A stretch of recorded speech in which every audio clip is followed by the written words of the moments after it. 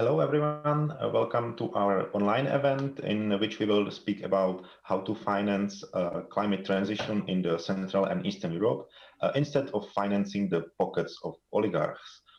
This event is part of a Green Recovery campaign of European Green Party and is organized together with our Hungarian partners LMP and Párbeszéd. After opening speeches, we will split our content into two parts. In the first, we will speak about EU climate goals and the role of the Central and Eastern European region in achieving them. In the second part, we will speak about better control of EU funds, which are intended to serve the climate transition. We all know that Central and Eastern Europe has to contribute much more when we want to achieve necessary climate goals, especially in light of recently discussed climate law. It's also obvious that those countries will need not only credible plans how to decarbonize the industry, transportation of energy sector, but will also need sufficient funding in order to carry such a transition. And then we approach the main point. Many of these countries has a history of corruption and misuse when it concerns the EU funds. And so we will talk about how European institutions and the local actors can cooperate to ensure that those money are invested into right measures and significantly contributes to our climate goals and not to some personal wealth. Before we start, there are a few technical remarks. You can listen to this event both in English and Hungarian language. There are two streams available on Facebook and YouTube. On Zoom platform, you can switch between English and Hungarian, but please note that there is not Hungarian language available because the technical problem of the Zoom platform. So if you want to follow the conference in Hungarian, you need to choose Japanese. But that's, I think, the only problem we will have tonight. Also note that this event is being recorded, and if you have any technical difficulties, please address them in the chat, and our staff will help you. You can then also use the questions and answers during the event. Now we will proceed to the opening speeches. For the first, I would like to welcome here Mr. Gergely Karácsony, the Lord Mayor of Budapest. Mr. Karácsony, the floor is yours.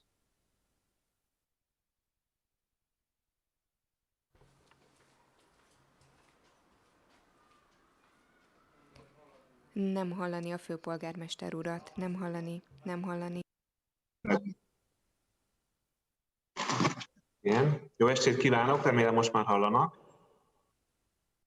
Good evening to everyone. Good evening to everyone. It is a great pleasure to me to be able to speak at this conference. And I'm very happy that the European Green Party, the European Greens and the Hungarian Greens deal with this topic because the Hungarian government is preparing to veto the EU agreement on the coming 7-year budget. The biggest dilemma of the Hungarian politics is what the EU can do to block that politics which is contrary to the European values and which is against the EU goals that are very important. They are completely against that. For example, fighting the climate change, the green transition and sustainability. And they are doing this in a way that this regime, which is mainly governed by corruption and centralizing power, so this regime follows this centralization and they have an oligarch type of behavior, and they do this from EU funds, so they take away the EU funds for financing their oligarchs. So this is a very strange example how to use EU funds in a way that it is against Europe.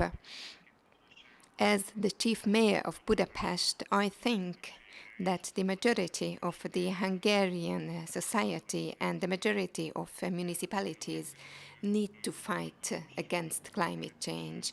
And the leadership of the most cities, big towns, are committed to use the possibilities that are given in the EU funds, which could make it possible for Hungary to make a quick technological change and achieve those climate goals in which currently we are lagging behind, and to create a new economic model. We Greens know it all too well that this greening process could make it possible to have economic growth and to have more jobs. We know that we do not have to change between economic development and green transition. No, it is just the opposite. So if we make the green transition itself, this is economic opportunity for Hungary. However, the Hungarian government wants to represent the Hungarian nation as one person, and all criticism is taken as criticism against Hungarians, so they have a completely different policy. And part of this is their veto. It is completely impossible to understand this because they say they quote sovereignty, and by talking about sovereignty, they are blocking European processes, and on a daily basis, they are trampling on sovereignty. For example, the sovereignty of municipalities, and they push us into very difficult financial situations. And at the same time, they are against certain packages which are much bigger. It would provide a much huger resources for Hungary. We Greens know that in order to be able to achieve our goals, we need to think globally. But at the same time, these goals can be established, achieved the best on a local level. And if we think outside the national level, there are global thoughts, but at the same time, there is also the local level, and it gives opportunities to municipalities. For us, leaders of Budapest, we are lacking resources, partly because of the government and partly because of other problems. For us, this is the question of life and death.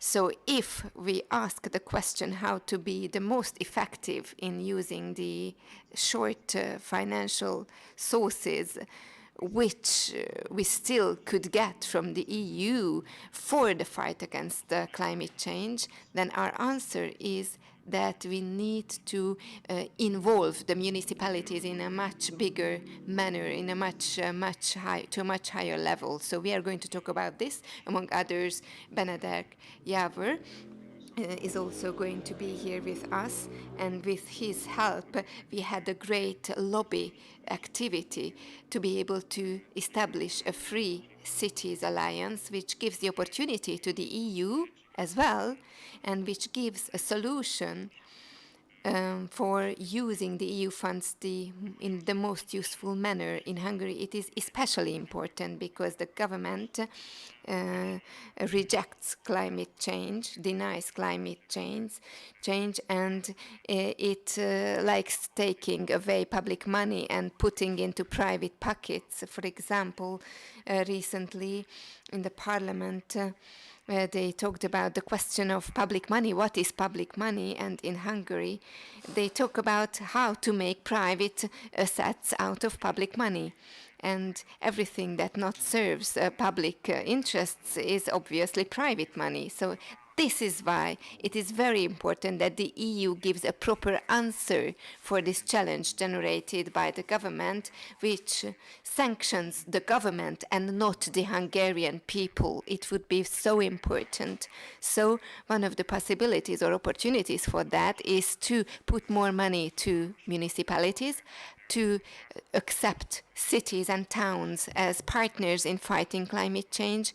So it would be very important so that the Hungarian government cannot go around these discussions between us, so that these funds really serve those goals which the EU wants to achieve. For example, in connection with climate change, Hungarian cities and towns, including Budapest, are very happy to become to become partners of the EU, and we see a huge opportunity in this, that the EU doesn't want to make restrictions, but they want to set up additional funds for fighting the problems.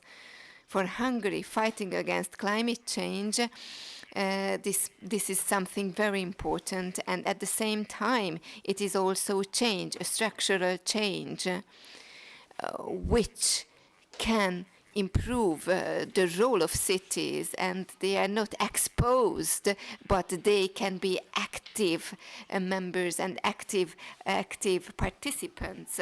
So this could be a breakout point for Hungary. Thank you so much for being able to be here, and it is a great honor to me that you were interested in my opinion. I wish you a successful conference. And I would like to give the floor to the second speaker, Mr. Matej Kanás-Nagy, who is the co-chair of LMP, Hungarian Green Party.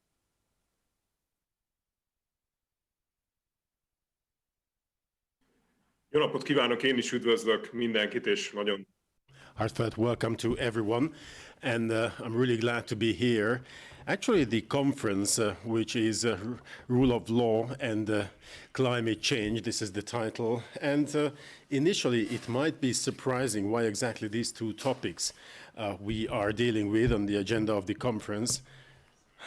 Although I think that if we view the things from Hungary, then everything is just clear and straightforward. Because the situation here is that majority of Hungarians do feel exactly and sense the impacts of climate change. It's a challenge. People now understand the responsibility on their shoulder, because we are the last generation that could do something to stop climate change. So we're not only responsible for our own future, but also that of our children and grandchildren. But, and this is a Hungarian peculiarity, the Hungarian government goes against the will of the Hungarian people. We, for example, do build nuclear power plants in such a way that there is no social support. Hungarian government fights against renewable sources of energy in such a way that 90% of the Hungarians do not agree with that. Green surfaces and green spaces are destroyed in the country in such a way that no one supports that. And finally, the Hungarian government also fights against the climate goals within the European Union in such a way that Hungarians at the same time would like to have action instead of a postponement. Now, how does rule of law come into the picture? Well, I think that if Hungary were really an operational rule of law, then Fidesz would have already failed because of selling out the future. They would have already failed because for them the present is more important than the future or the life of our children and grandchildren. So I do think that if we really want to act against climate change, we need to take control of things again. Take back control. First of all, the corporations, the strawmans and the lobbyists and the corrupt politicians, instead of them, we should be able to decide on our future. We should take back control. We exactly know what we're supposed to do. We exactly know what sort of decisions we are to make and what sort of conflicts we should take on board in order to stop climate change. The single largest problem is that these decisions are not made by us today. These decisions today are made over our heads. Therefore, our responsibility is to tell people again and again that the decision is in their hands. They should not only suffer the consequences, but they should take back control and should shape the future. Therefore, in Hungary, it's our responsibility, and also throughout the European Union, to explain the voters that the overwhelming corruption, it is the overwhelming corruption that prohibits the green change. And it is also our responsibility to explain to people that this is the only thing it's worth to invest in. It is also our responsibility to prohibit what is happening, that is our future being sold out because of the power games of Viktor Orban. And these power games lead to the fact that we are unable to defend our natural values. And let's just think of how the institutional framework for nature protection was abolished. It is we Greens who know only that the real checks and balances need to be incorporated into the free market mechanism. Otherwise, the neoliberal governance would just destroy our green resources. So we Greens have the responsibility to fight back the centralizing attempts of the government, because we Greens do know what it means to act locally and to think globally. It is my conviction that we should not talk about rule of law just per se in an abstract manner, because that makes it quite ununderstandable for the voters.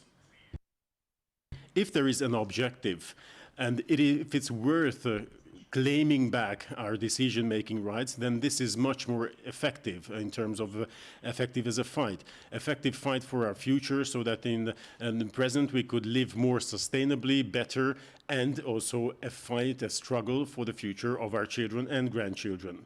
I do believe that in this context, this is connected. I mean, the fight against climate change is connected to the issue of the rule of law. Therefore, may I wish a very fruitful conference and very good discussion and debate. Thank you very much for the invitation to all.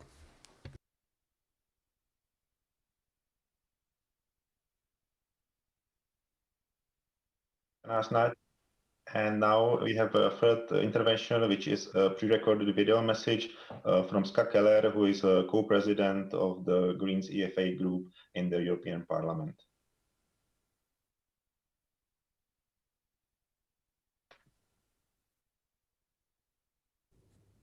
Dear all, I'm really happy that all of you are joining our event today on climate change and the rule of law, a very, very timely subject. And indeed, climate change and rule of law are very much interlinked.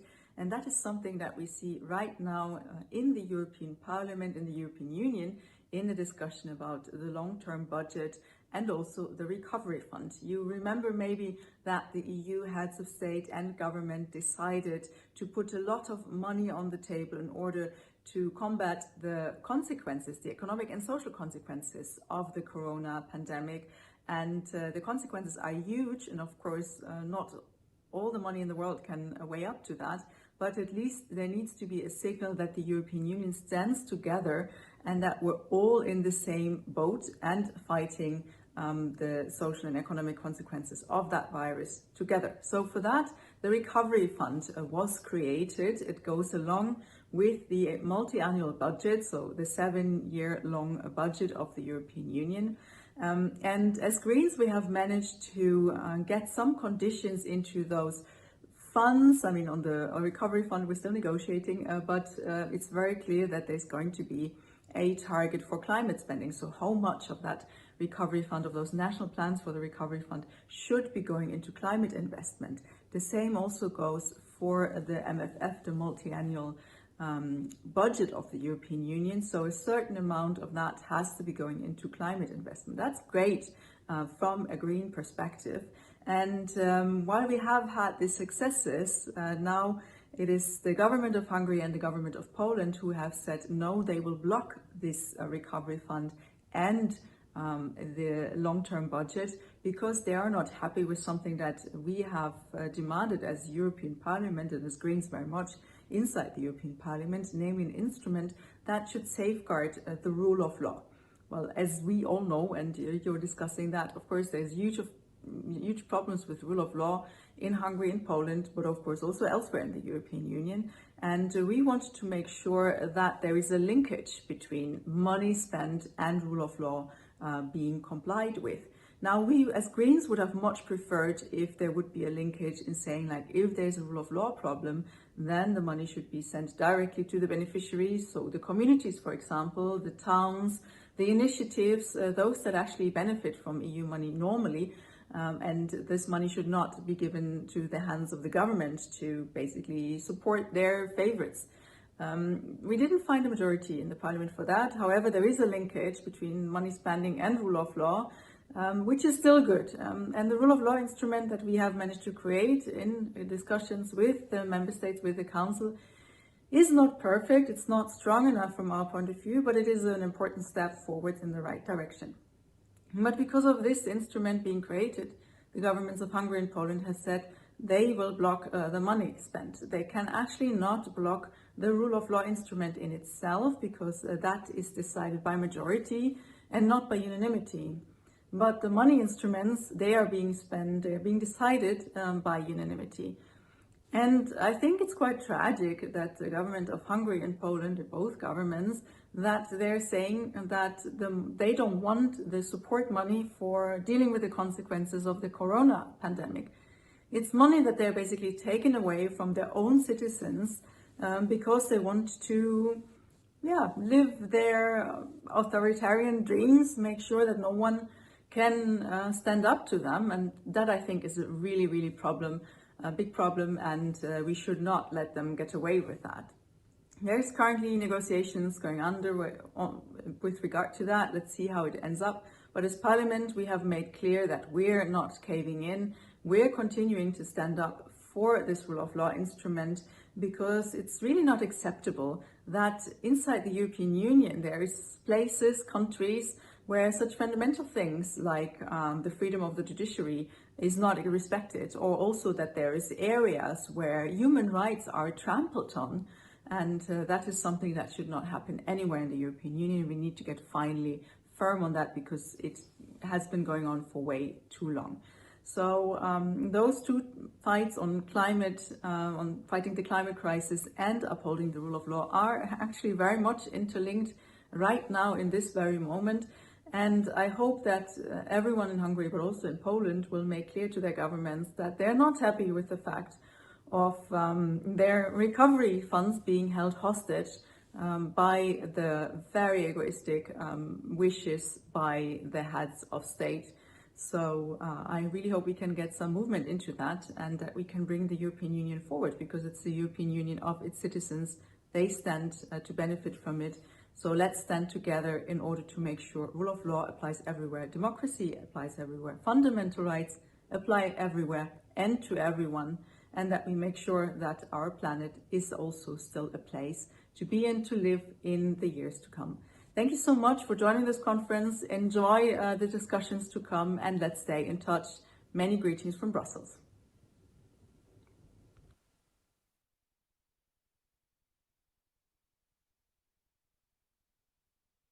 Okay, this were the opening speeches, and now we are going to the first panel, which is her name, EU climate goals and the role of Central and Eastern Europe in achieving them.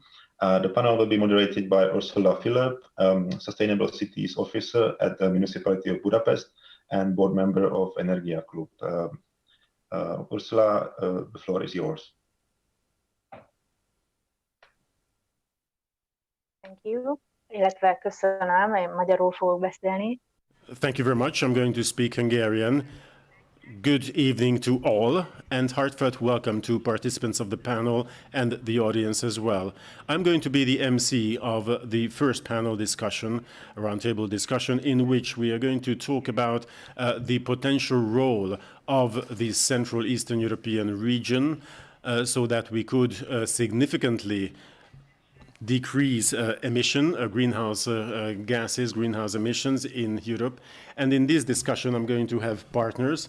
First of all, Ámon, who is the climate chief advisor of the Budapest mayor's office, and then Erzsébet Schmuck, who is a member of European Parliament and also a member of the Hungarian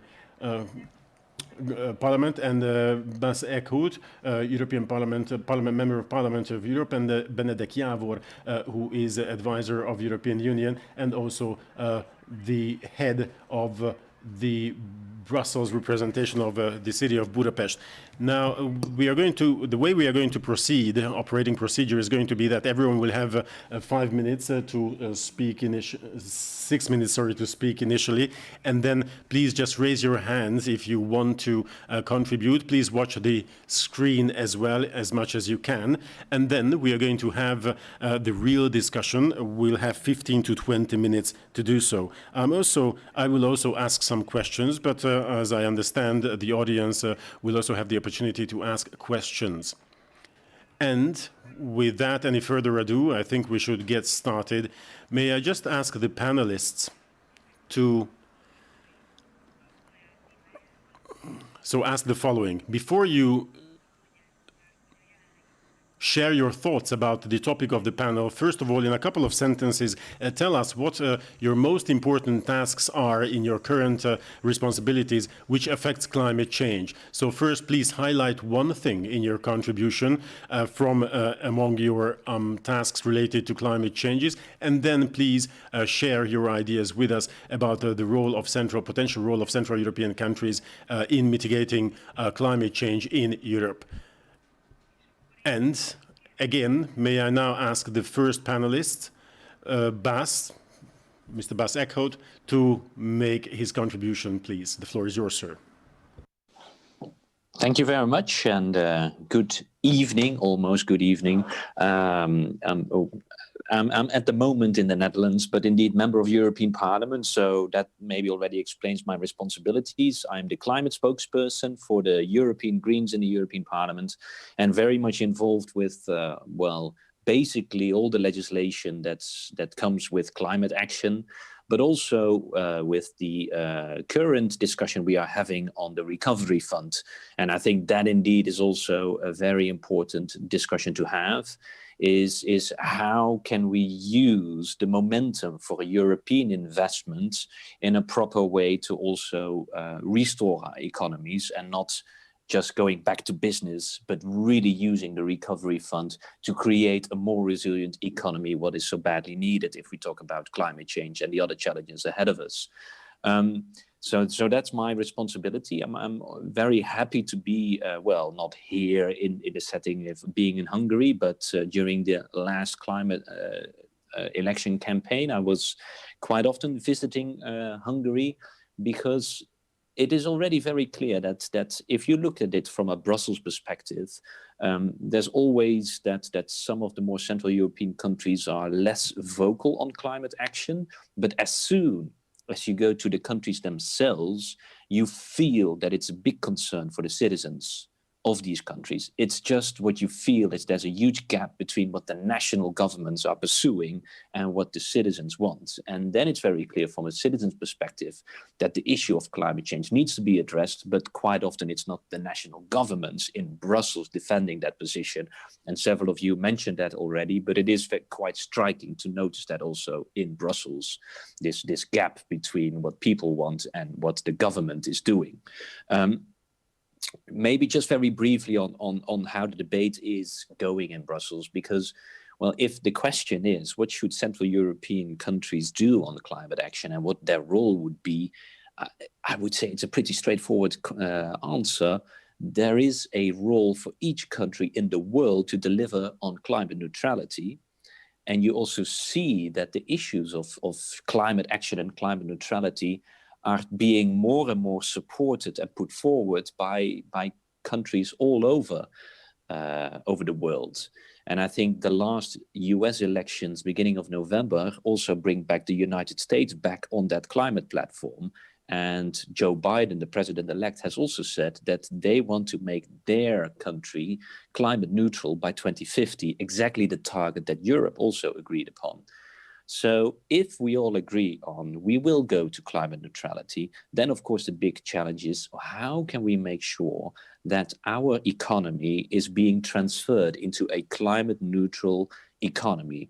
And there, absolutely, policies will have to be considered. And for example, we are working on a climate law to enshrine this climate neutrality and the 2030 targets in Brussels. But this also is very much linked to the different funds and the different finance options that we are having. And one of those being indeed also this Recovery and Resilience Fund that has been agreed upon. And at this moment, we are discussing to make sure that the greening element of that recovery fund will be serious. And that if national governments come up with national recovery plans, that then indeed the money will be spent on really delivering on those new priorities of the European Union, which are priorities of all our European citizens. I think one of the discussions that I would like to have for tonight, for today, is really the discussion. As you all know, Europe is very much organized around that the member states are the ones who agree or don't agree. So we are talking to the national governments. And then also when we are looking at, for example, the national climate plans or the national recovery plans, we are expecting them from the capitals. But we know that in a country like Hungary, the capital is absolutely not always representing what regions and cities want to achieve. And I'm quite sure that others in this panel will talk about, for example, the ideas that Budapest is having, which is totally not related with what the national government is putting forward in Brussels. But still, of course, we are very much based on this national decision-making because that's how the EU is being developed. So how can we make sure that when we are pushing forward on these policies, that the money ends up at the places where it should be and is really going to deliver on a green transition that is not only green, but also socially just, because their just transition is also a very key point. And I think that should be, from my perspective, one of the key discussions to have now, because once we improve on that, we can really move beyond, well, I would say the national blockades and really go to climate action and move to a climate resilient and climate neutral economy all over Europe. But happy to discuss that later. First, the other contributions.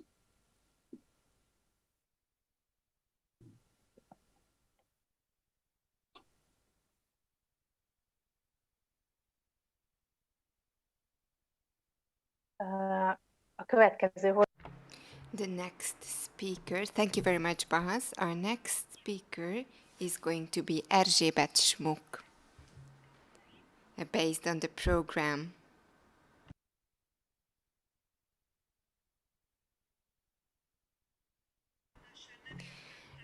I couldn't hear you. I am going to be the next one. I'm terribly sorry. There was a technical problem. Yes, you are going to be the next one. Thank you very much. First of all, I would like to say thank you for the European Green parties and the European Green representatives to make this conference possible. Thank you so much. And I think that this conference has a great significance from several points of view. First of all, and already Mr. Karácsony mentioned that, in the recent day there's going to be a decision at the European Council on what sources we are going to have in the coming years, how much can be spent on green economy, on the on stopping climate change, but also it is significant because 5 years ago in Paris there was a very significant climate summit, and it's high time to evaluate how much we have managed to fulfill these tasks. And unfortunately, I think there are great gaps, big gaps in this respect. And also, at the beginning of December, the European Council is going to make a decision on stricter climate goals, and whether Hungary is going to veto it, this 55%. So the 55% reduction of greenhouse gases. I really do hope that this is not going to happen. Before listing the thoughts and ideas of our party, that we proposed at the Hungarian National Assembly, I would like to tell you briefly that the climate awareness of Hungary is very, very bad. So they have made surveys, they have concluded surveys and research. And this showed that climate awareness grew. And because of that, they cannot completely ignore this question. And we could see already at the beginning of this year, there were certain proposals which were good for proving towards the people that the Hungarian government is green, is aware of climate change, and it is climate aware. And however, they collected points which are not good for fighting against climate change. Our moderator, Orsolya, asked about our goals, our tasks. Now, I would like to tell you these tasks that I am member of the sustainability work group of the Hungarian Parliament, and we need to keep this on the agenda all the time, put pressure on the government so that they cannot hide these things, they cannot sweep them under the carpet. I have to point out that last spring, when we started to deal with the climate crisis on a regular basis, the opposition regularly handed in proposals concerning the climate crisis and to set up a climate law. Unfortunately, the government somehow castrated this climate law and completely swept it under the carpet, and further on it was 40% that they voted for. So they would like to say that they are champions of climate, but we know it all too well that this is not true. And compared to 1990, CO2 emissions decreased only by 32%, and we know that by 2013 we achieved 40%. And what is it thanks to? We can say thank you not because of climate-aware steps. It was not because of the climate-aware steps. It was because of the fact that the big industry collapsed, and there was a financial crisis in 2008, and this resulted in the decrease of CO2 emissions. So continuously we are lagging behind, even compared to this 40%. So after 2013 there were some reductions, but unfortunately it is continuously growing at the moment, so we are on the bad track concerning that. I only have half a minute left, so I just would like to enlist 6 areas where we have to take steps. Complex building energetics program, transportation, making it green, protection of green areas, moratorium, climate-friendly agriculture, water economy, and raising the climate awareness of the people. We have detailed proposals for all of these topics in order to be able to take steps forward. And also, it is very important to adjust to climate needs, and unfortunately no steps forward have been taken concerning that.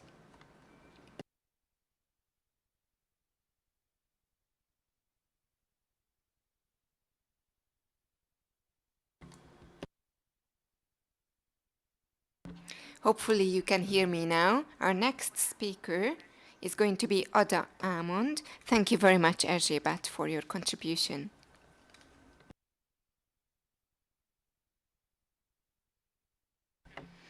Warm welcome to everyone, and thank you so much for the invitation to this conference, to this forum. I would like to continue where Erzsébet stopped, and what you can see now is that the Hungarian government and its measures are very much half-hearted concerning climate change and climate policies. So we have a reduction plan by 2030, and this was prognosticized by them. This is forecasted based on the current policies. So these plans are not strong enough, not strict enough. And what we can see is that from 2030 on, this yearly 3% reduction, instead of this yearly 3% reduction, by 2050, we will have to have a 5% reduction. So the coming governments will have a very difficult job, because instead of 3%, they will have to achieve 5%, and it will be much more difficult. However, if already now we started to change the economy to transfer it to green, then later we would have less tasks. So it would be better to act right now. The biggest problem is that we know a lot of things. We know how we should do things to establish a climate-friendly economic development. We know that, we know the facts, but we do very little still. And my task is, what I consider to be the most important out of my tasks, is that these solutions, these practically existing solutions which could be implemented, should be really implemented.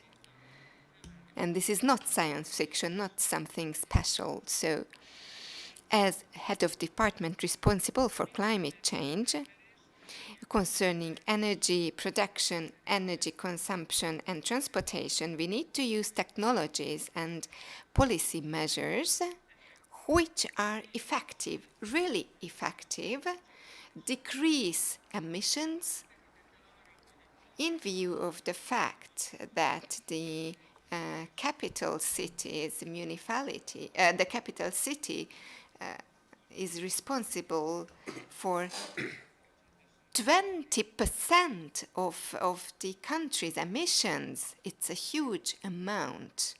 So those policies or those reductions used here could be visible also concerning the whole country.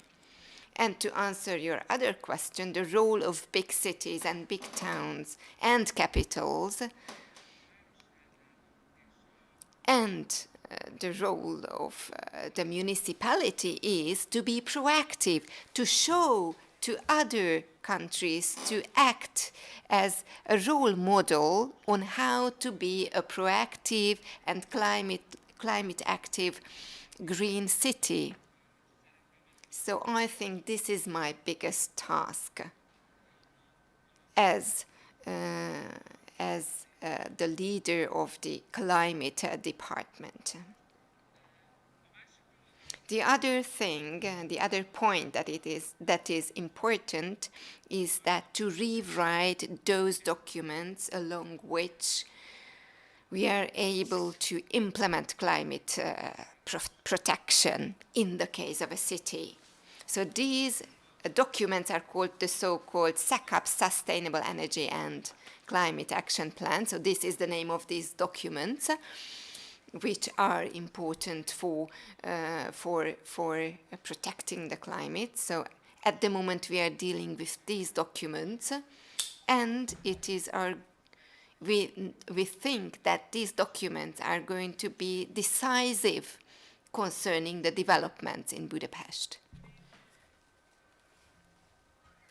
So we want to make the new developments climate-proof. So it will be impossible to have investments, new concepts, which are not in which are not taking place in light of being climate aware, so which are not supporting this long-term sustainability and keeping up climate friendliness. So I think one of my most important tasks is to get funds for that. A year ago, when we started to work with my team, these goals were specified at the beginning, for example, with Bence, who's going to be the next speaker, so I don't want to take away time from him. We set up a material, we compiled a material which makes it possible for cities to place funding on new pillars, and maybe Europe could place funding on new pillars so that there would be direct access for cities. And also from the point of view of climate, there would be dedicated sources for the protection of the climate, because we already have major, very simple technologies which could be used in cities. Thank you very much. És akkor... Thank you, Oda. And now, Bence, the floor goes to you if you're here with us. Yes, I'm here. Thank you very much. Again, heartfelt welcome to everyone, and thank you very much for the invitation to this conference. Very briefly, just a couple of sentences to answer the original question, what I consider to be my most important responsibility. But I think Oda has already answered my part.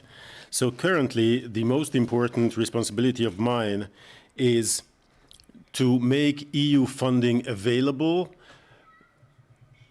to the capital, Budapest, so that the climate program of the city, decarbonization and climate adapting should be, we could carry that out on an urban level.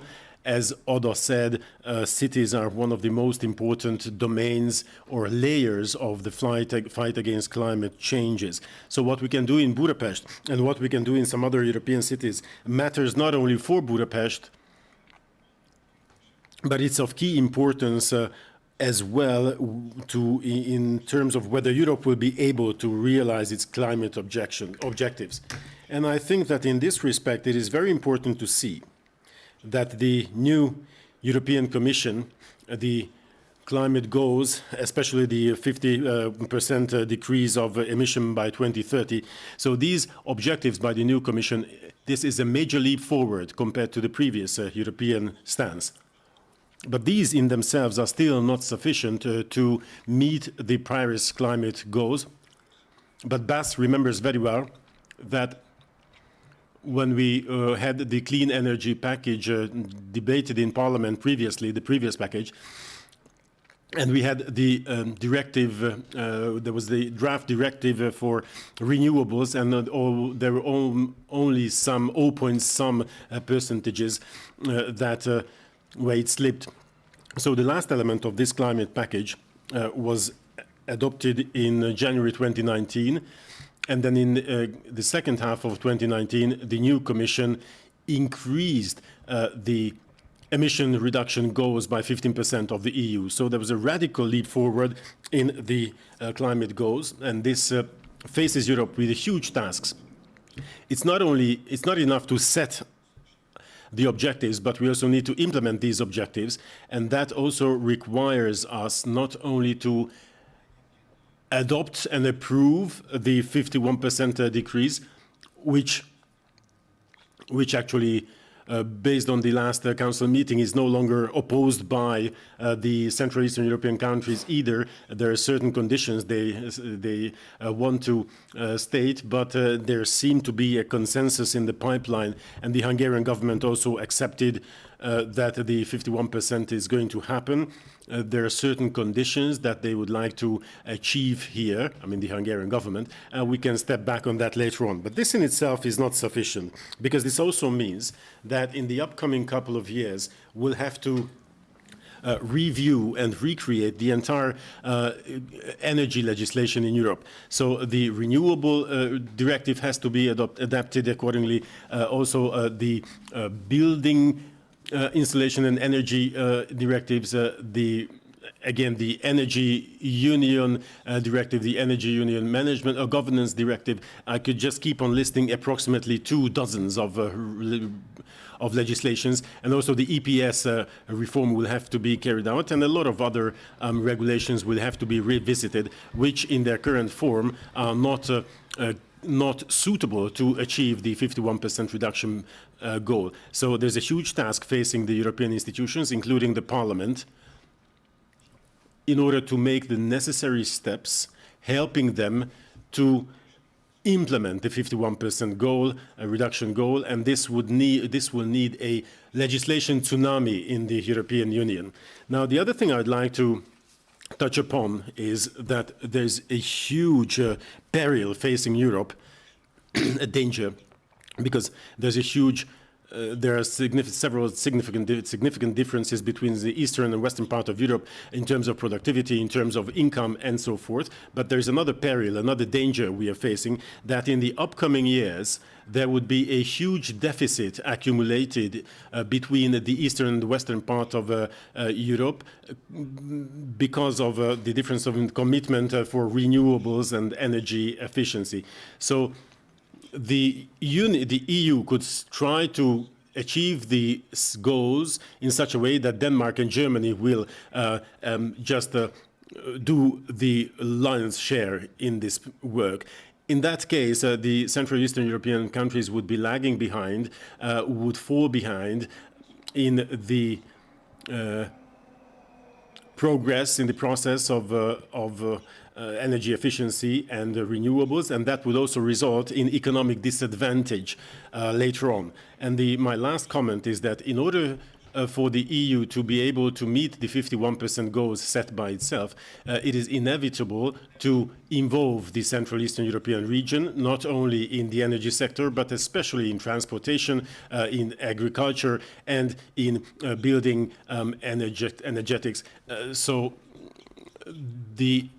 Because this is in the regulation of effort sharing, so in these sectors, unless Central Eastern Europe can come up with more ambitious plans in this respect, then the EU will not be able to meet the objectives either. These require, however, additional funding, EU funding, but obviously, these funding should be made available and also be spent on these objectives, and we should not allow to leak away in other channels to other people. Thank you very much, Bence. And now, we are going to have the roundtable or the discussion part. I wonder how we can do this technically in a flawless manner, but what I suggest is that anyone who would like to contribute, any one of you who would like to speak, please just, start speaking, because I don't really see no one else, just Bence on my screen. So I also know that there are a couple of questions from the floor, from the audience as well.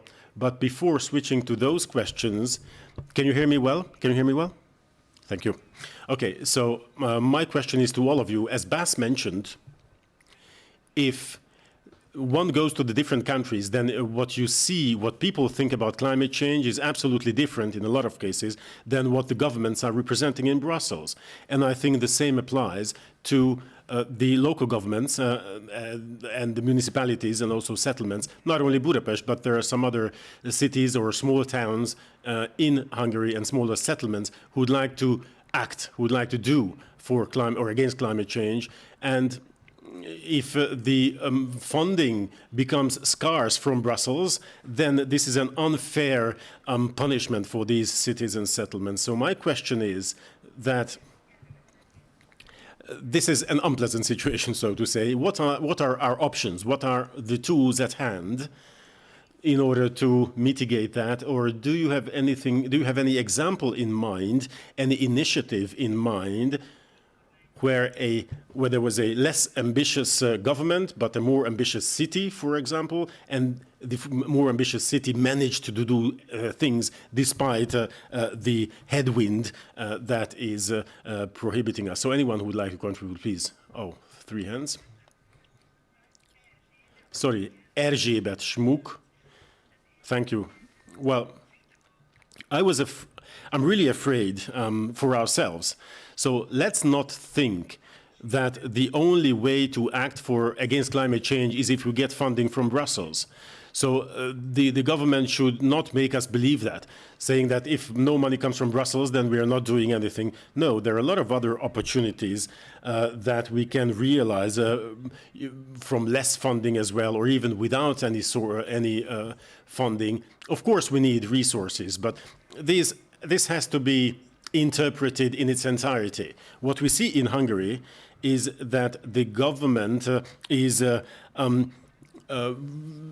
really embarrassing or harassing the NGOs and civil society, civil organizations, and obviously we could make do with a lot of help so that these organizations, like nature protection civil organizations and also fundamental right protection organizations, so to involve them in this program, this is something we should really focus on. And let me just draw our attention to another thing.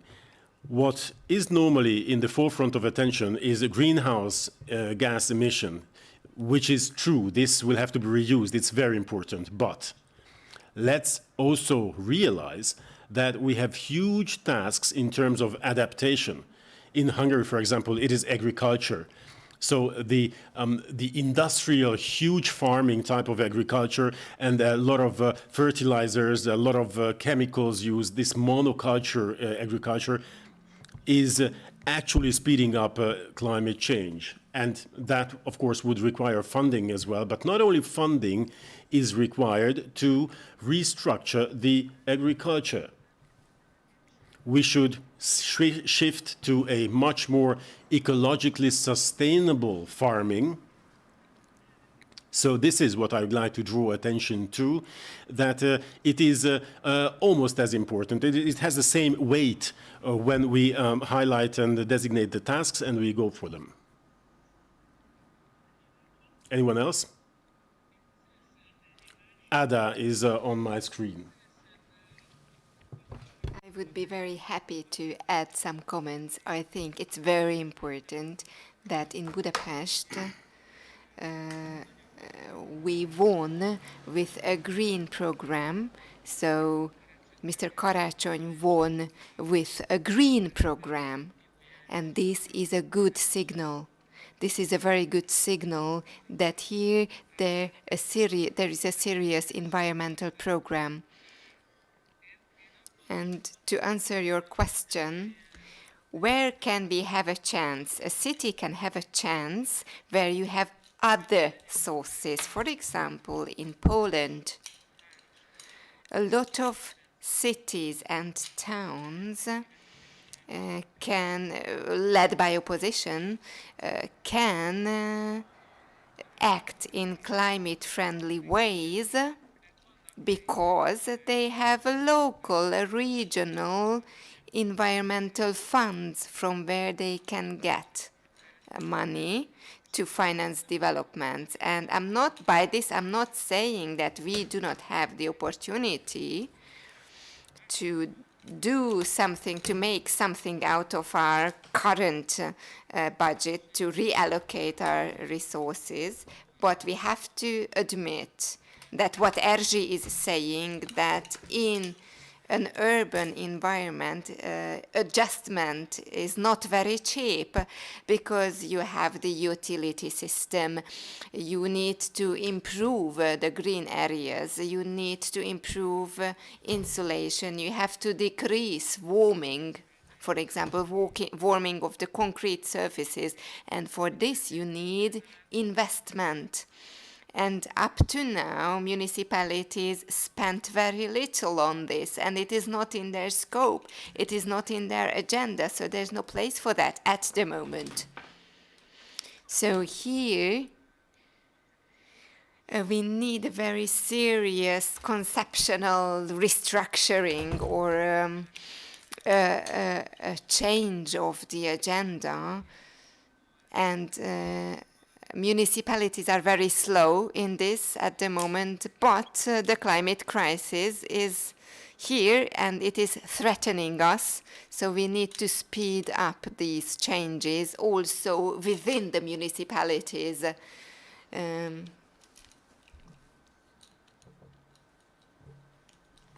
Thank you so much. Just one thing, if I may say one thing. So the original question, the answer is what Mr. Karácsony said. So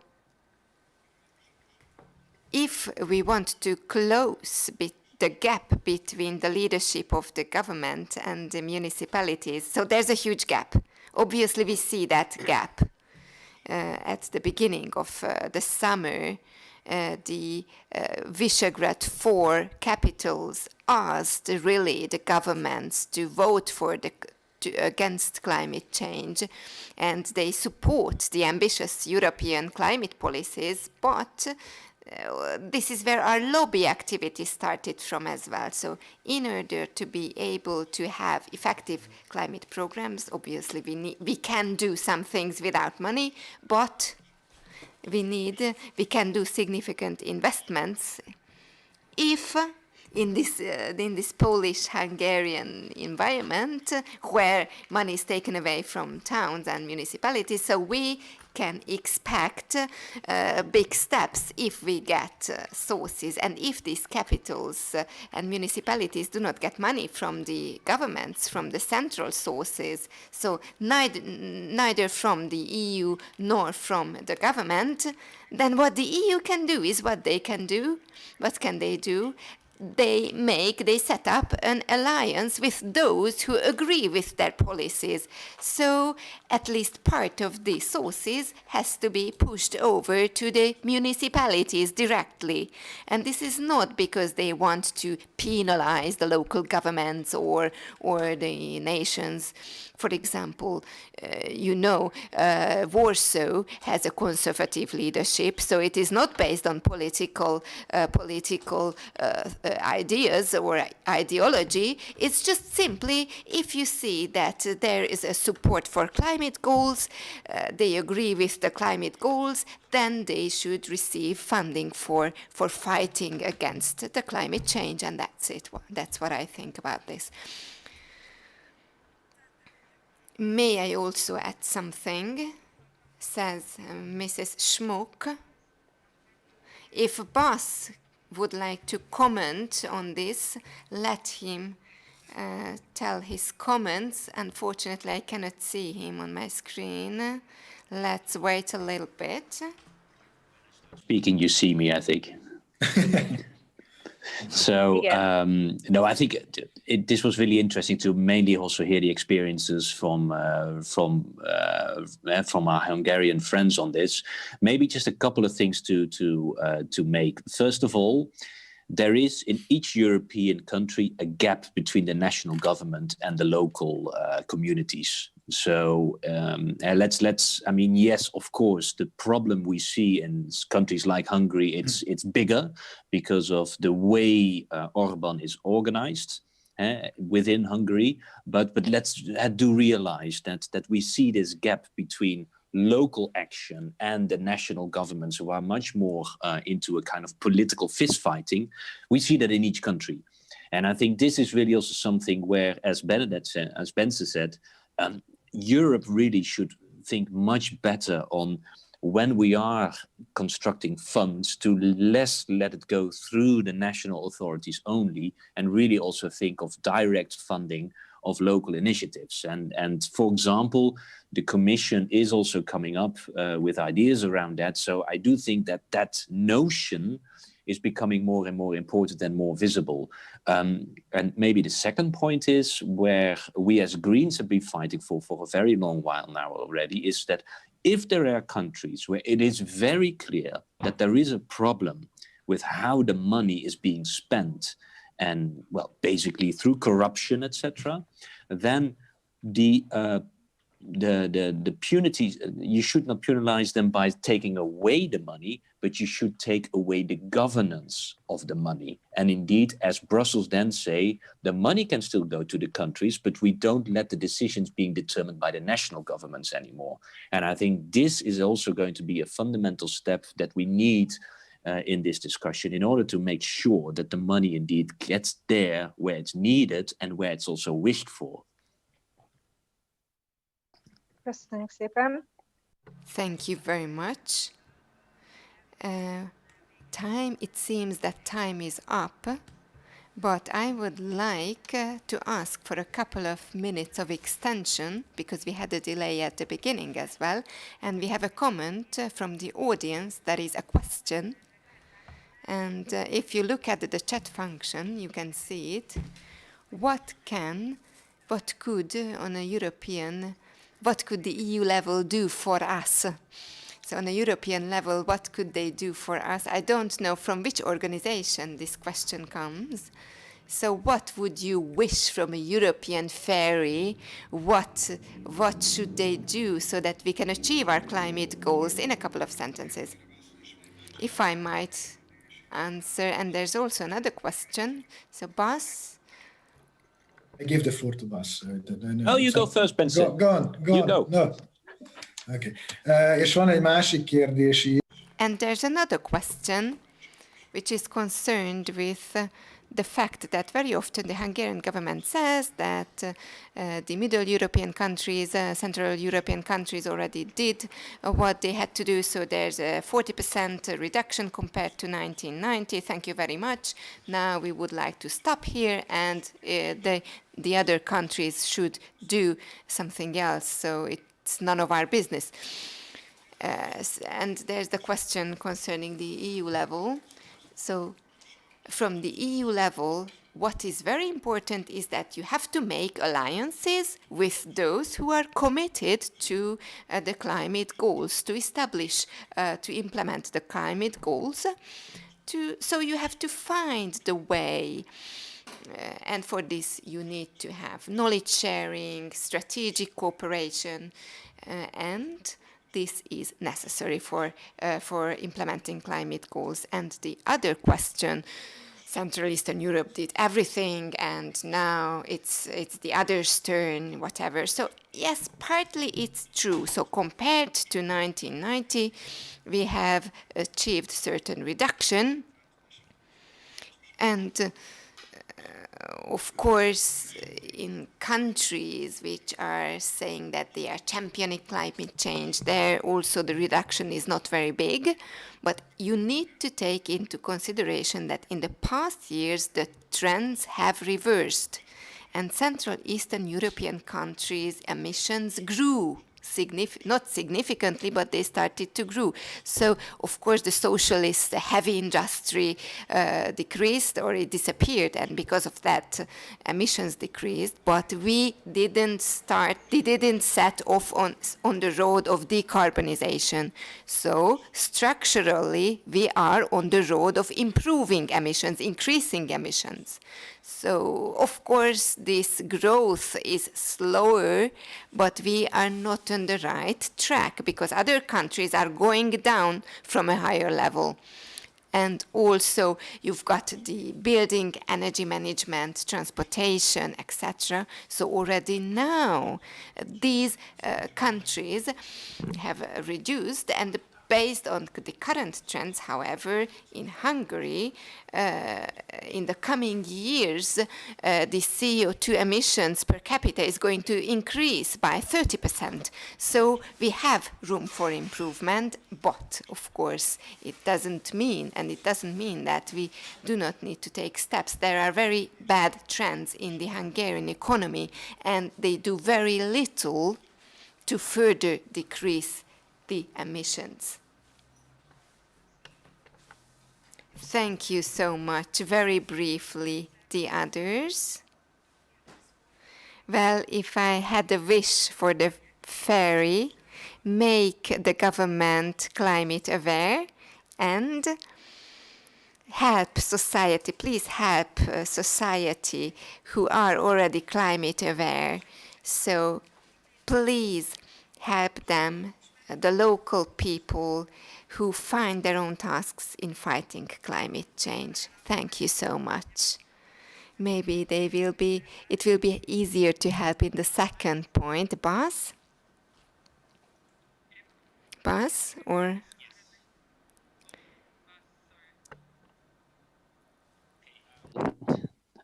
I'll be very brief on the two questions. So first of all, of Rihanna, what Europe can do, or at least what to support the activists in Hungary. I think there's a couple of things that are quite important, and you see that working out already. First of all, what is really great is that we now see that the activists know that they're not alone anymore. Sometimes you do feel that you are alone if you are in your own city protesting, but the climate activist movement has come global and European. So people know that this fight for climate action, no one is alone anymore. Everyone knows that when we are fighting against our government to do more, that is almost being a fight in every country. And I think that is very important. And from a European perspective, we should also keep on mobilizing that together to have that mobilization. Secondly, and this is also what Benze said, it is very important that the progressive cities, and I'm not talking about always under progressive governance, but progressive in their attitude towards policies like climate action, that they are uniting. And this is exactly also what the capitals from the Visegrad countries are doing. And we hear them much more. They are being much more vocal the last year than they've been before. And that's so crucial also for those cities to realize that we are not only fighting to our national government, but this fight is also in Warsaw, it's also in Bratislava, it's also in Prague. And I think that united voice is also better heard in Brussels again, so that can mutually enforce each other.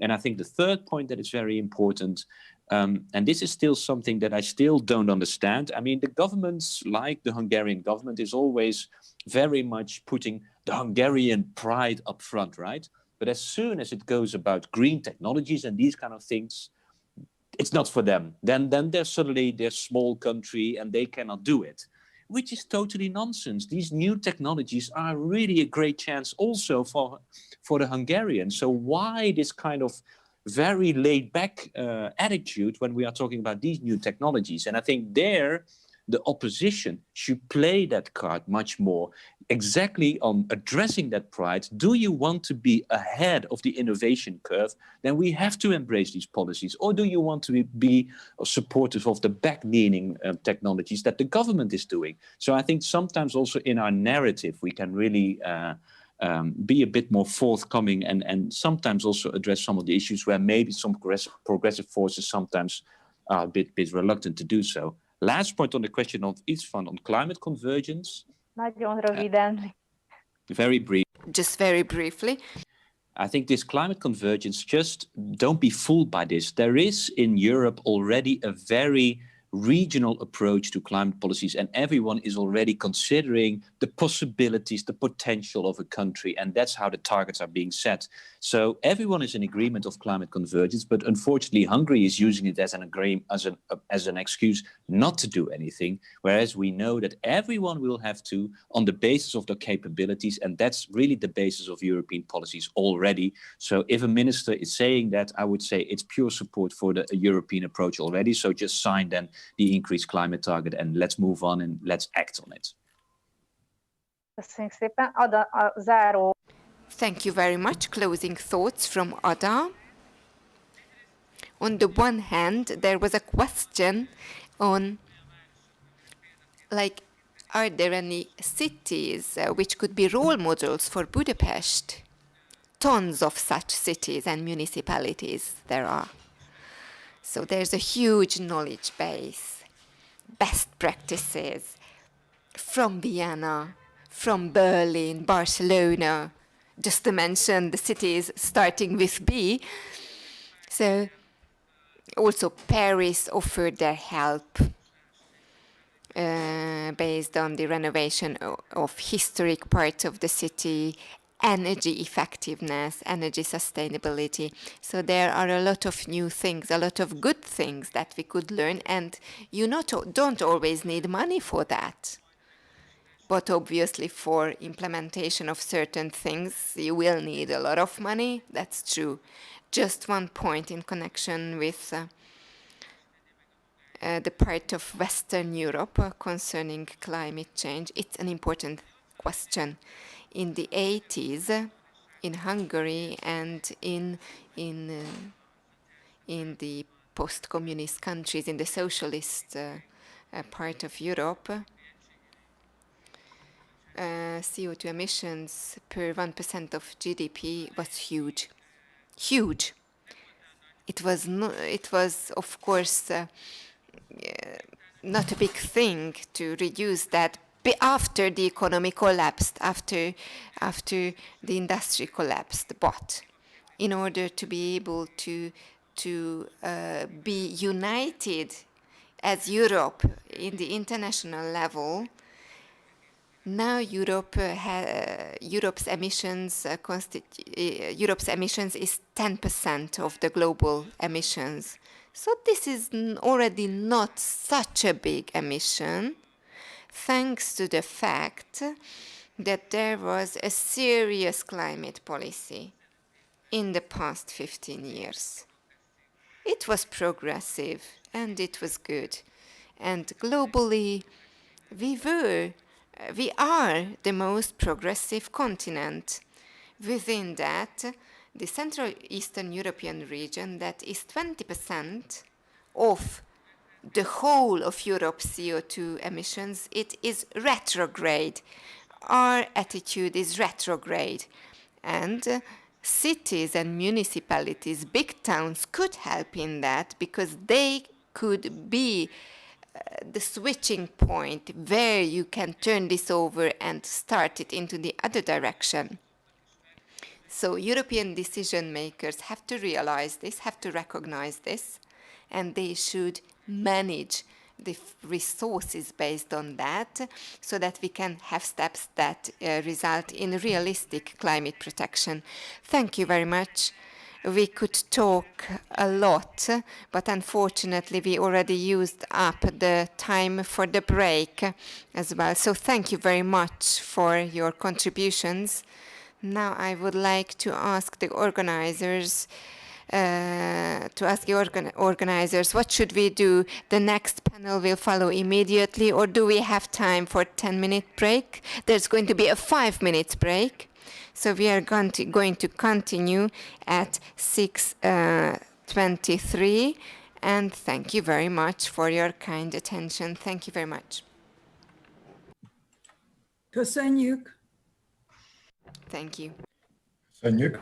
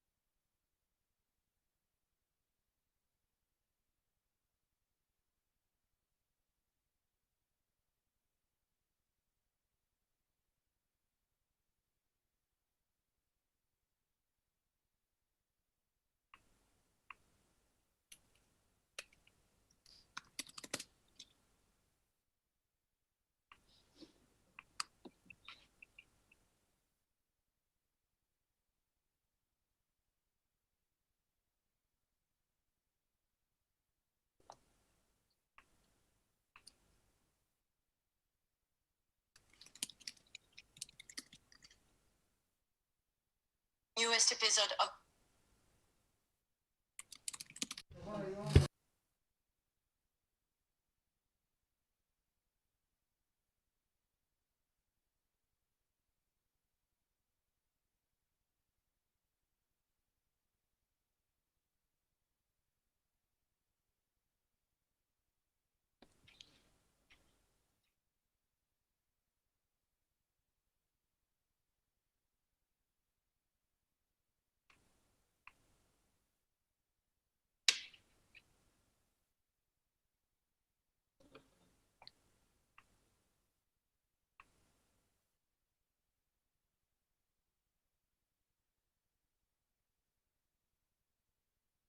Hello, everyone, and welcome back to the second panel today about better control of EU funds to serve the climate transition, and what a timing. I've just finished writing up a story about the press conference today between Prime Ministers Orban and Morawiecki, who are continuing to block the rule of law mechanism. And I'm looking forward to talking to our panelists today about some ways around this and some visions for how the EU funds can be better controlled. To all of you who are just joining us now, you can find access to the translation on the bottom right of your Zoom. If you want English, you can choose English, and if you want Hungarian, for some reasons beyond my understanding, you can choose Japanese. So without further ado, I'd like to introduce our four panelists. We have Gwendolyn Delbush-Corfield, who's a member of the European Parliament from the Greens. Josef Peter Martin, who's the Executive Director at Transparency International in Hungary. We have Timea Szabo, who's the chair of Párbeszéd, the parliamentary group in the Hungarian Parliament. László Heltai, who is an economic expert also with LMP, connected to the Green Party. I thought we would go in the order of announcements, so I might come to you, Gwendolyn. I was watching a video that you posted on Twitter several days ago, in which you said that the veto by Prime Ministers Orban and Morawiecki is only the latest in a series of moves that have lasted for too long.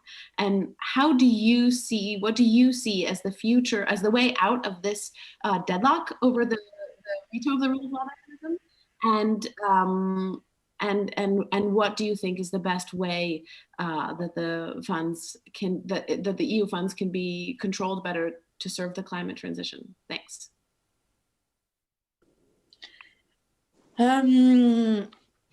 Difficult question in an even more difficult moment, because as you just said, there's just been a conference that has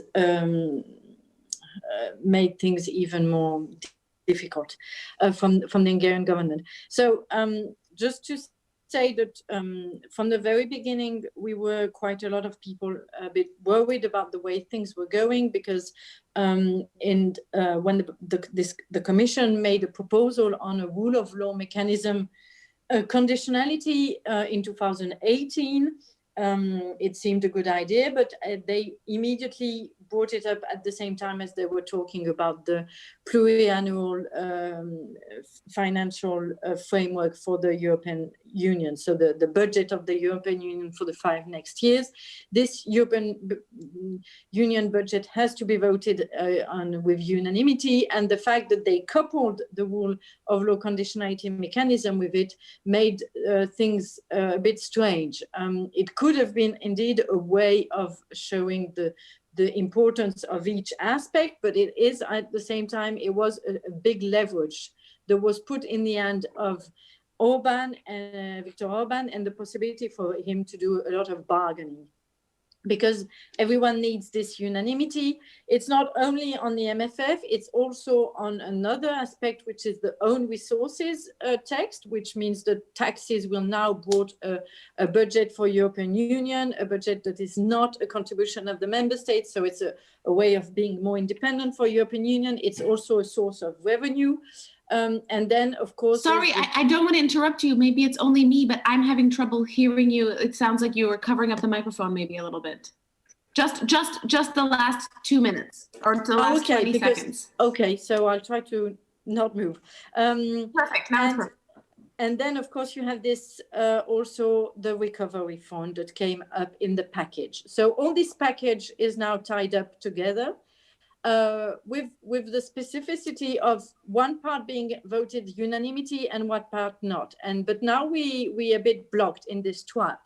And it's difficult to know how we're going to go out of this trap. Viktor Orban always threatened that he would not accept such a conditionality, which seems quite logical because he doesn't want to apply the rule of law as we think in European Union it should be done. So there was no reason he would accept this conditionality. I think there was a bit of hope from a lot of member states that he would be alone fighting because Poland needs the money very much. Everyone needs the money, but Poland is one of the member states that needs the money a lot because they are in a very difficult economical situation, like the member states of the south. But Poland did join up with Viktor Orban, and now indeed we are in this deadlock, and it's difficult to know what will happen. If European Union comes back on its engagement on conditionality and rule of law, it will be a way for those who do not want to respect rule of law, and that is not only the Hungarian government, even if the Hungarian government is one of them that went the further on this. It will tell to all of these people that there's no problem and you'll never be punished, basically, for it. It also means that this money will go on being sometimes misused, because we know that European money is also used by people in governments, sometimes in a bad manner, and that they misuse the money. And we wanted, with this conditionality, also to help fight corruption and to help fight misuse of European money, so that it really goes to the people and to the ones that need it. So it would have a very bad effect. If the bargaining is that Viktor Orban and the Polish government obtain the fact that there will be no more procedures, putting them at stake, the Article 7 procedure, but other articles procedure, it's of course also very bad, because it means that you can bargain in European Union, and European Union is no more a place of values and of strength. So in each case, it's very difficult, but if no one budges at the moment, it also means that the recovery fund doesn't start. The MFF doesn't start. That's one thing. It's a problem because it was a nice budget for the future with, as you've already seen, some goals for climate and for other aspects of environmental issues that were very important, biodiversity and all of this. So it would be a pity. But it's even more pity about the recovery fund, because the more we wait, the more the crisis that are having place in a lot of member states is not being resolved, and the recovery fund money is not coming to help. Hungary itself is concerned. Hungarian citizens also need the money, mostly because there's been huge cut in health systems and others, but this, I suppose, Hungarian people will talk about it better than me. So Hungary also punished its own people doing this, and to know what will happen now is a big mystery. All our people that work on the budget aspects cannot answer for the moment. The parliament is staying strong on its position, saying that we made enough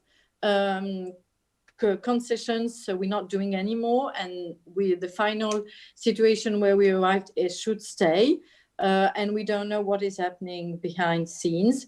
It seems that in Parliament we are sticking together. All groups are united. I don't know how long this will last, but for the moment it is the case.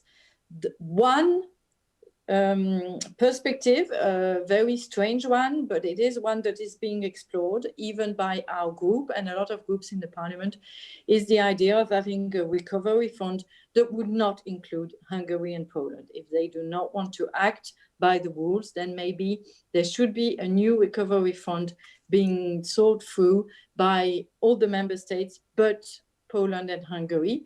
But this is a very innovative idea, and it's just at the very beginning of the brainstorming.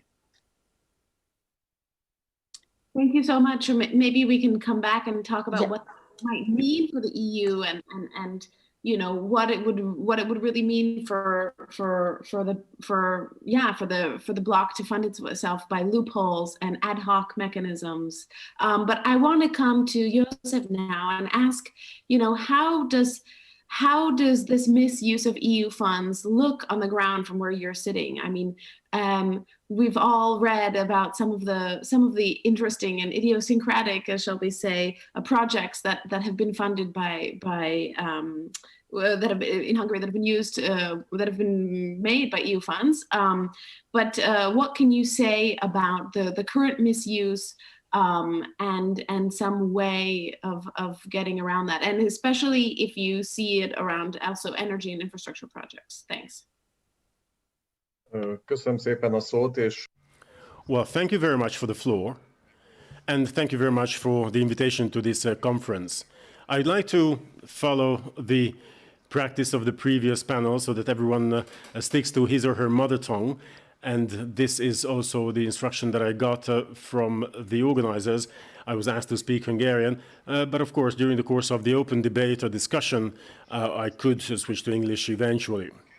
Now, answering the question, what I believe is that that corruption in Hungary cannot be separated from the misuse of EU funds. Now, this corruption in Hungary is an exceptionally big problem. And it's not only us who say this, but the different polls, different surveys, and the different studies, and also opinions of businessmen show the same.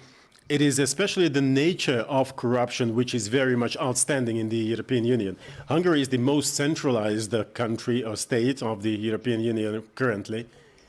And corruption, too, has become very much centralized. And this especially applies to the distribution of EU funds and corruption around the distribution of EU funds. Now, corruption has become an integral part of the system, and it's not only a side effect, it's not only an adverse effect of the system. Now, the fact that corruption is gaining ground is based on the holding the state captive, which Transparency International Hungary has stated back in 2012, or revealed in 2012, so quite long ago, holding the state as captive or as a hostage. This is the three biggest corruption risk for three different reasons. On the one hand, a captive state only selectively talks about corruption. So the best example is that if we look at EU funds and EU funding and distribution thereof, the Helios case, in which the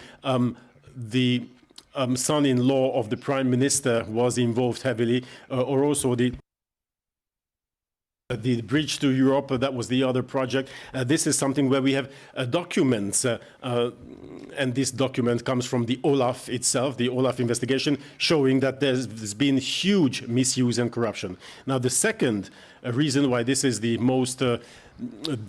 biggest risk, I mean, the state being held captive, is nothing else but that in this way, certain pumping out of public money, public funds, is made possible with the objective of converting public money, public funds, into private money, into the pocket of private individuals. The best example of this is the richening of Lőrinc Mészáros, but we could mention 3-4 other oligarchs who have become wealthy because of the extreme distortion of the funding system and pumping out public money. And it's also related to the fact that they've been accumulating wealth from EU funds, because 50 to 60% of public procurement is implemented from EU funds. And finally, the third reason why it's a big problem that the state is held captive is because the state, therefore, is no longer interested in ensuring a leveled playground in the competition. So it is not a leveled playground or fair competition, but accumulating wealth to those close to the fire. Let me also respond or react on the previous speaker about conditionality. At Transparency International, we've been encouraging the introduction of conditionality in Hungary and also through our Brussels office. We've been saying this for long, saying that this is a good direction. Of course, there's still a lot of question marks in the issue, and the most important one right now is what is going to happen? How is this going to fold out? So is there going to be a compromise at the end of the day? Because I think that the stances are so rigid by now, have become so rigid now, right now, that a win-win option is almost out of question. So no one would be able to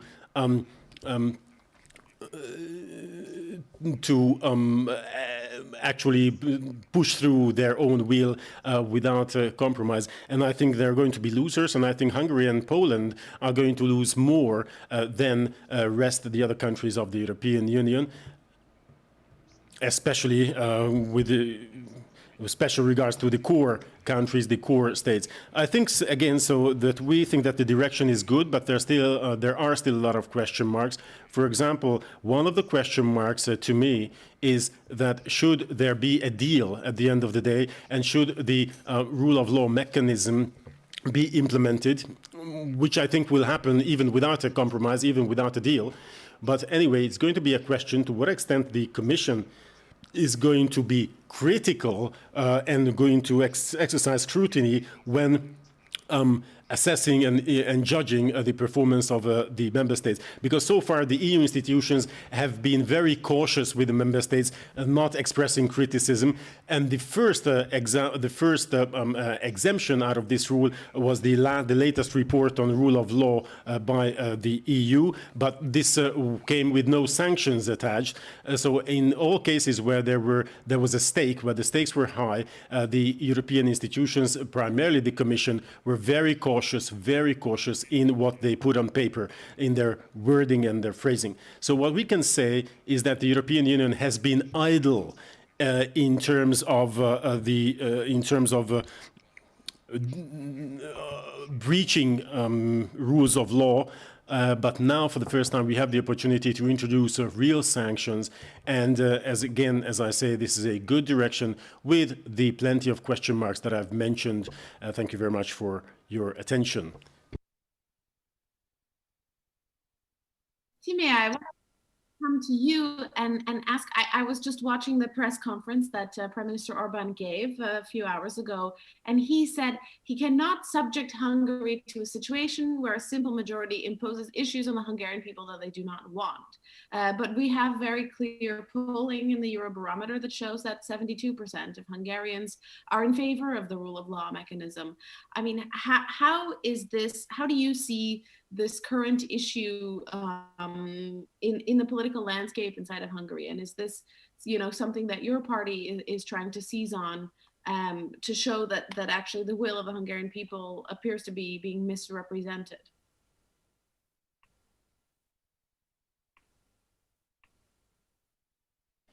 Yeah.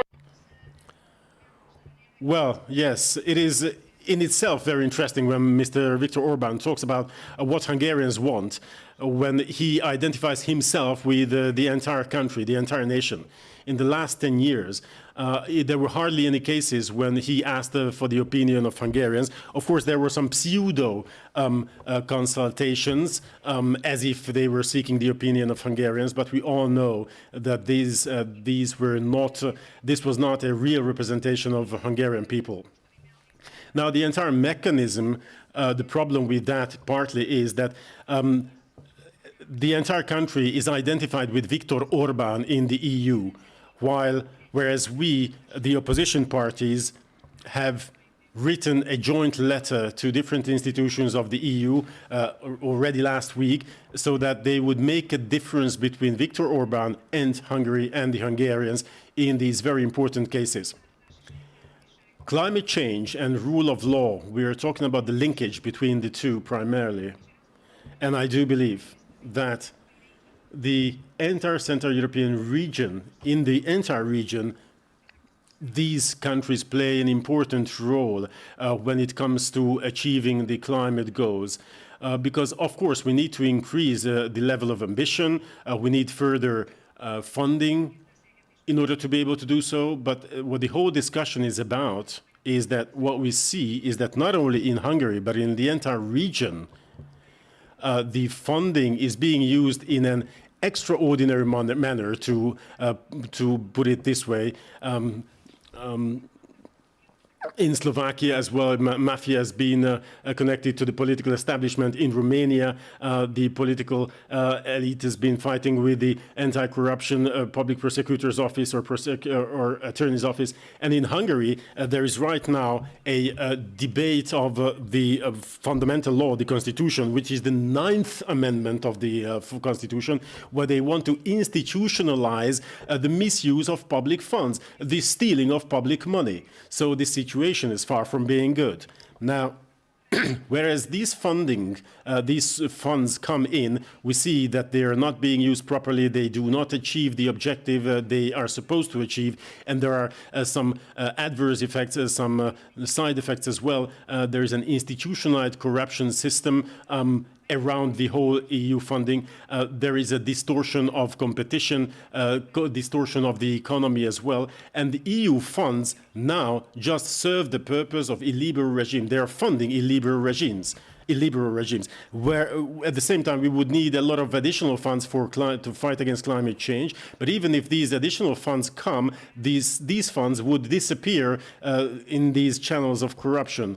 We already mentioned this very symbolic example, the Elias case, the so-called Elias case. Mr. István Tibor, that is the son-in-law of Viktor Orbán, was the one who won the EU fundings used for public lighting refurbishment, public lighting upgrading. And this was sold to the EU in such a way that this was an energy efficiency investment, an energy efficiency project, whereas it was just a very harsh case of corruption, that it was the Hungarian government that actually paid back the funding in order not to be made responsible at EU level. It was today that I understood from TOSZ, the Society for Freedom Rights, they were representing a civil organization that sued the EU Commission because of the Elias case, for the reason that the Commission was not willing to publicize the Olaf report. And interestingly, the court in Luxembourg, and I don't know to what extent this case is just an exemption or a single case, but the court of Luxembourg accepted the claim, which is a very much forward-looking claim. So this was the Hungarian Civil Liberties Union. But we can also mention the water public utility projects of Lőrinc-Mészáros. Back in 2016, there were a lot of public procurements which were against the rules based on EU judgment. And also the quote-unquote biggest green investment, which is the POCH 2 investment, that is the extension of the power plant, the nuclear power plant that we have, which is not green at all. And also the Budapest project, they tried to sell it as a green project. And also there was a Windgate project, which received 17 billion forints of worth EU funding, and 2 billion out of that, 2 billion out of the 17 billion was spent on planting trees and creating parks, and the rest, the 15 billion, was spent to build a parking lot, a parking garage, a parking house. So whereas what the EU sends here for climate changes, climate goals, is not used for that purpose, and everything is overpriced, and the difference goes into private pockets. So the only way that these additional EU funds would make sense, the dedicated climate funds, if it is also ensured that it's spent properly. And the rule of law mechanism would just ensure that there are checks and balances in place, because that would be about independent judicial system, the prosecutor's office, the general prosecution, and also the police. So the rule of law mechanisms would just ensure the proper use of EU funds and the proper spending of EU funds. But if these do not function, and there is only just an abstract notion of infringement against rule of law, then it's not going to work properly. So we need a strong and well-functioning operational rule of law mechanism, without which there is no chance to solve the problem with the use of EU funding. So I think we need different procedures, different institutions. For example, in the fight against corruption, I think we would need an institution which is not only focusing on the formal requirement of the applications, but also the contentual part, which is the value for money approach. And we should also need a forecast system, an early warning system about corruption, because I think it would also take a well-defined corruption index, against for early warning, early detection, and then joining the European Prosecution Office, and also extending the powers of Olaf, and also, as Mr. Gergely, Karácsony, and Jávor, Benedek mentioned, the direct funding of settlements of local municipalities, local governments. So the European Union actually maintains the illiberal, corrupt systems through this funding, through the correct funding. This is why we should think twice before we send the funding to the member states. I don't want to go into details, because in the earlier panels, Benedek, Jávor also touched upon that. And also in terms of use of, in terms of rule of law, we need further steps. We would need further steps, because the current mechanism is just would be tied to the EU funds, but other than that, the countries would be free to dismantle the freedom of press, the freedom of academia, and so forth. So in addition to controlling EU funds, the Copenhagen criteria, similarly to the Copenhagen criteria, the EU should put more emphasis on the basic values, the fundamental values, building a new set of criteria, again, to be observed by the member states. That should be monitored continuously, like through the Fundamental Rights Agency in Vienna or through other institutions. It would be necessary to have a several-tier system of sanctions, and even the light infringement or slight infringements should be sanctioned. So if the first step is Article 7, and you know, Orban knows exactly that it's never going to go through and reach its objective at the end of the day, then it has no weight. It is not a really punitive means. So we just find ourselves amid a huge problem without being able to respond properly. And I just left it I saved the best for last, namely that in addition to the new mechanisms and the new institutions, we would badly need real political courage in the institutions of the EU, also in the member states, and also in the political fractions and the party families. So the crisis that Hungary and Poland has triggered, this is largely the fault of the EPP, the European People's Party, because in the last 10 years, they were idle watching Viktor Orban and all of his abuses, all of his misuses. They protected and defended him throughout, all the way. And the only consideration they had in mind was the additional 11 or 12 seats in the Hungarian parliament, which was not even needed for them to have a majority in the fraction. So in this way, they managed in return to trigger an unprecedented crisis in the European Union, and Orban actually acted according to the textbooks. So if someone is raising a kid, just like I do, knows very well that a kid would go as far as the boundaries allow the child, as far as no response is given. So if you're only just threatening the child, but there is no consequence, then the child would go further. The kid would go further. And the same happened with Article 7 for several years. After a certain while, the kid would start laughing and said, well, you can say whatever you say, you won't do anything, and will go to extremity. So again, in conclusion, the rule of law is not an abstract mechanism.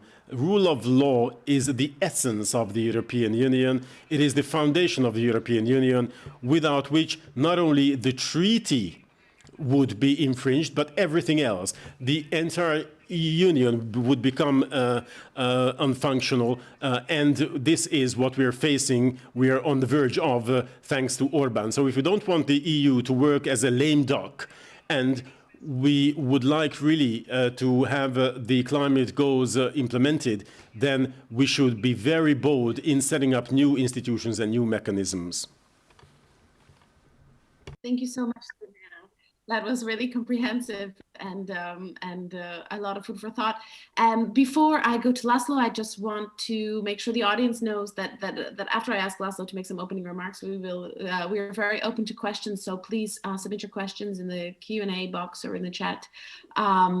And Laszlo, I want to come to you and ask you, how is this debate actually being now seen and perceived and understood in Hungary over the last 2 weeks? I mean, it's been really quite a dramatic in many European capitals, but how is it being seen in Hungary? And what kind of, the team I mentioned a number of very concrete proposals for how to improve oversight, but I mean, what is your vision for the way that these EU funds can be either withheld in some way or dispersed in a smarter way without punishing the Hungarian people, but without continuing to feed these incidences of corruption? Thank you. Igen, köszönöm szépen. Thank you very much. Warm welcome to everyone.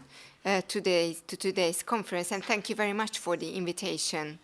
I think that in Hungary we've been used to this type of behavior, so we are somewhat resigned, and we are looking at this scandal in a very calm manner. We know what it is about. It is about stealing the EU money, and this is a mafia-like system. So it is not by chance that money is disappearing. This is planned well in advance. This is how they want to finance their power and their private assets.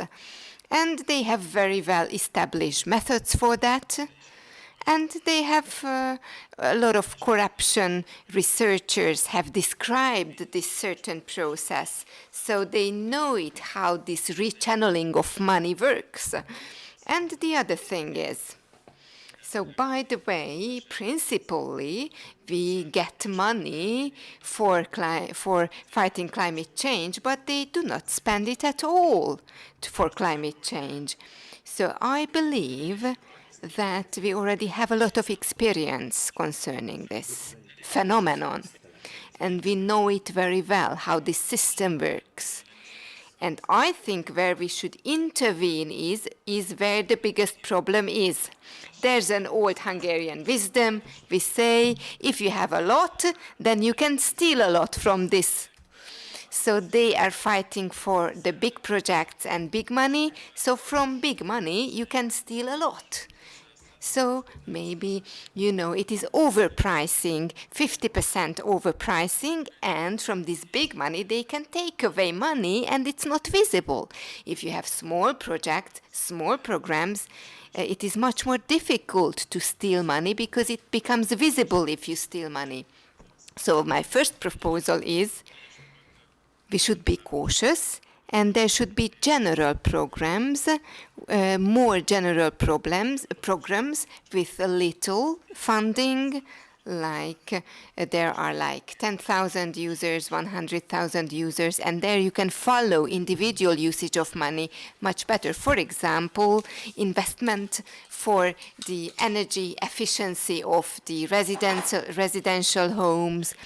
So there should be stricter rules on what to spend on. So for example, so far there's been like, you have this money and you can decide how you spend it. No, you should specify on what you should spend. So you should restrict on how to allocate the money. Like, you can devote this money for the population, for the residential homes, like 25% has to be spent on residential purposes, etc. And of course, yes, in these systems, there are opportunities to restructure money. For example, the same study was sold with 50 similar projects, like school development projects, and there they stole money, but it is easier to uncover these projects or unveil these projects, these stealing projects. And also, you should restructure public procurement. This could be a solution. How can you restructure money in these things? There's a small number of competitors in the tender. So it is previously decided who's going to win. There's not many actors. So maybe we should improve competition, invite more tenders.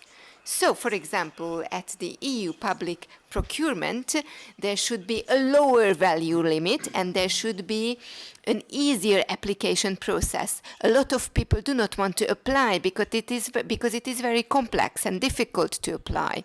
But if you change these criteria, it will be more difficult to restructure and rechannel the money.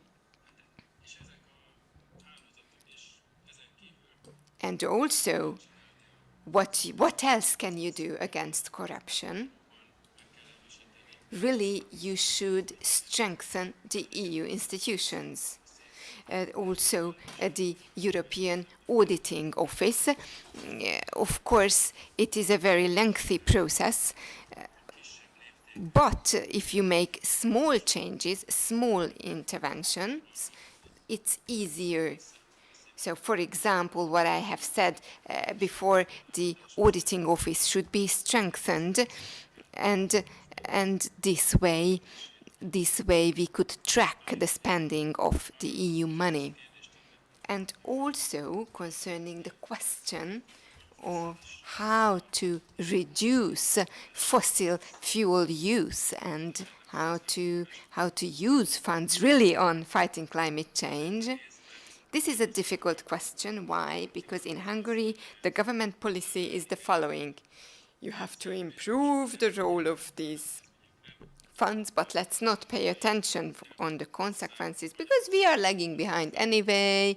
We need to catch up, and if we want to catch up, then we need to pollute the environment and even destroy the environment in order to be able to keep up with the others.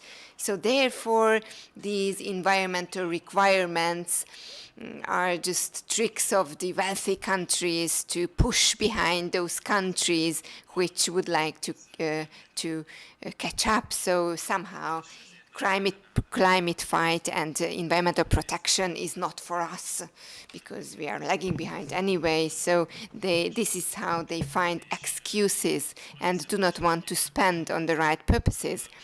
So one of the solutions could be the following. Let's decrease energy consumption. Let's decrease the greenhouse emissions, like reduce those parts of the production which emit a lot of greenhouse gases. So it is not primarily about technology investments, but about reduction of consumption in the residential area and also in the area of the industry. And these things make a society sustainable. In Hungary, 40% of energy use comes from buildings, 40% comes from the buildings. Yes. And here there's a big room for decreasing consumption. And one more thing, the government is now argumenting or finds excuses whether we should support gas projects or not. the energy terminal in Croatia and similar things. So on an EU level, if we support this, then this is contrary to the fight against climate change. And they say that you have to do this because otherwise we are depending on the Russian gas and then we will depend on the Russians. But this type of comment is hypocritical because they are happy to be dependent on the Russians. But had they have a building energy program like in 10 years, then this way they could have decreased the dependence on Russians. So thank you very much. This is what I wanted to say because I already talked too much. Just wanted to come back to you briefly since you're an economist, and before I ask everyone else to make closing remarks, and just ask very briefly, you know, what do you see as the consequences for the Hungarian economy if both of these, if the budget and the recovery fund are not adopted? And I mean, how dangerous is your prime minister playing it? Nehéz megmondani, hogy Magyarország gazdaságilag nem állt rosszul. It's before the COVID crisis, we were not in a bad situation from the point of view of the economy, but from the point of view of the society. Service provision didn't improve. So I think Hungary would really need these funds.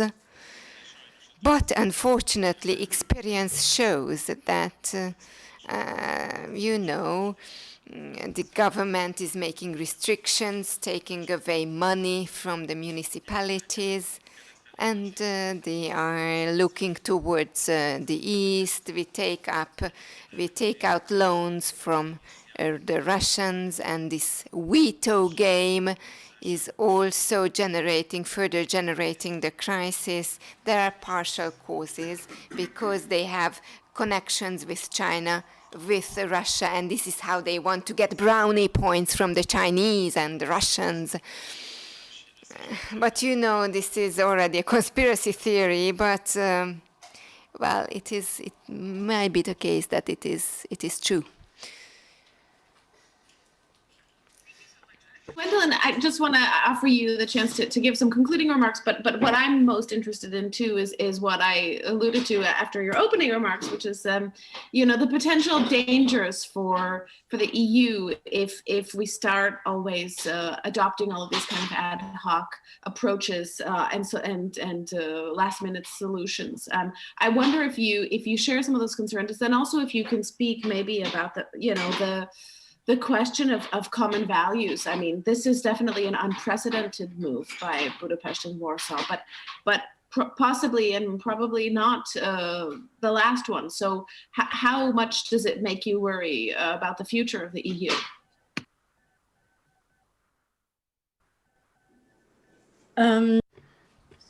First question, but the two are very, very linked. On the first questions, it's as I said, I don't know how we can go through this proposal.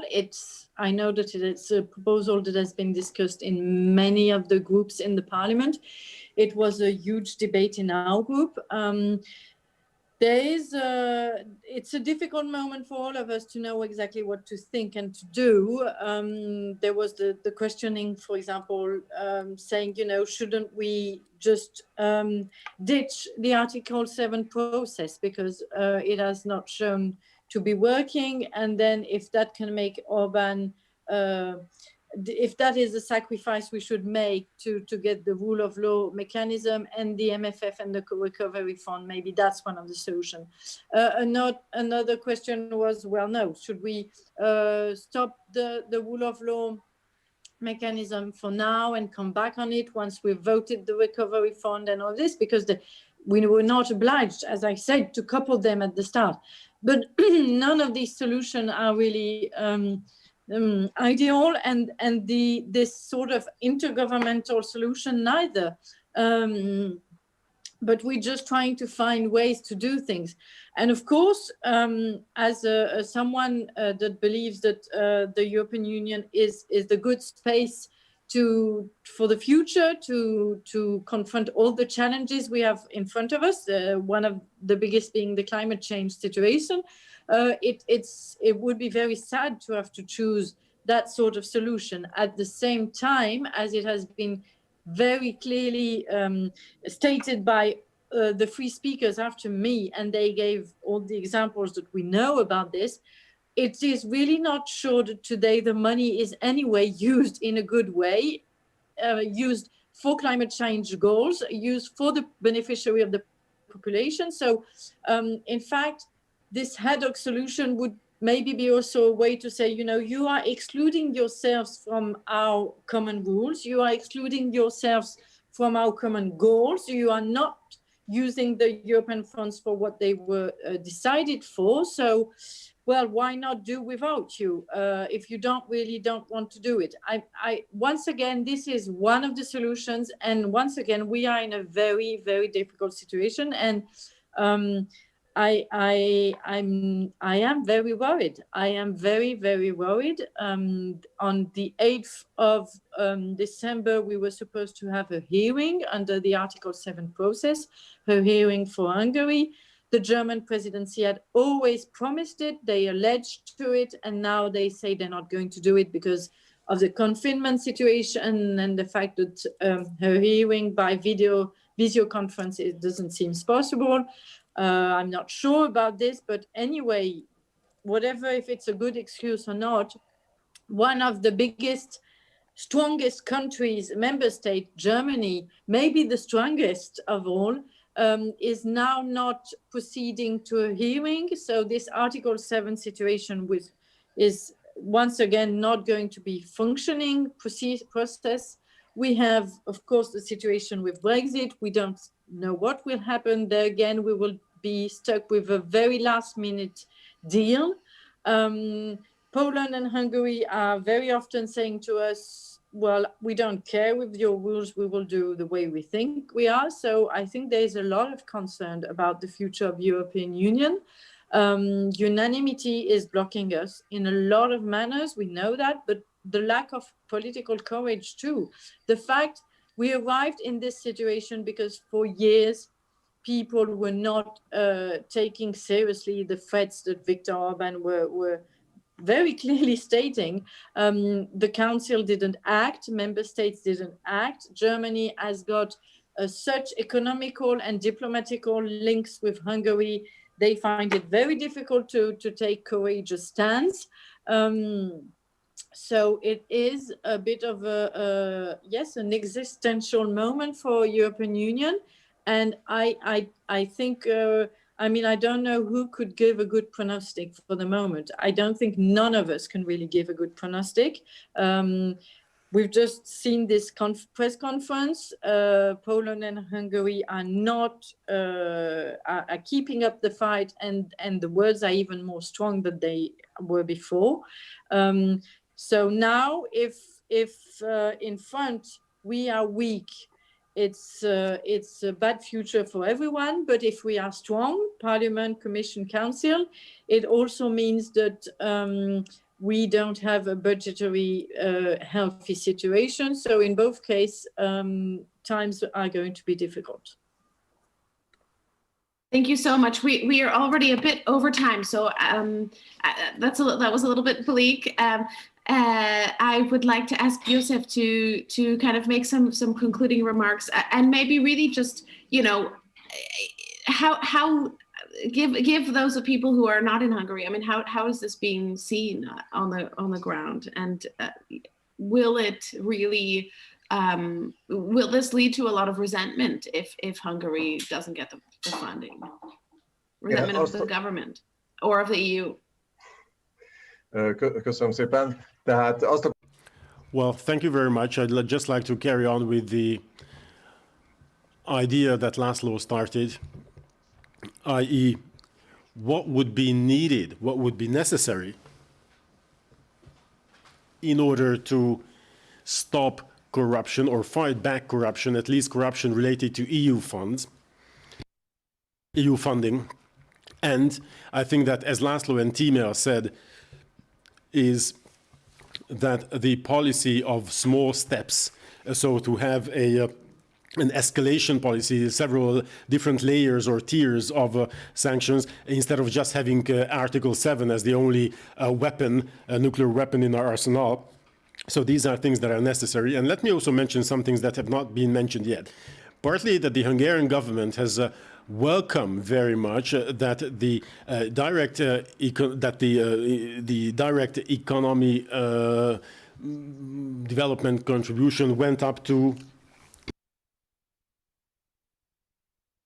It went up from 23% to bigger, but I think that this should not be allowed in the 21 to 27 period, because when you have the direct economic support fund from the EU, this means that they can directly steal the money. Now, the bigger portion of loans and the less portion of subsidy is, the better it is, because it is more controllable. You can monitor it much better, because if such an amount of free money is poured onto a country, then in economic terms, that is going to result in benefit hunting, and those who are closer to the fire will get more.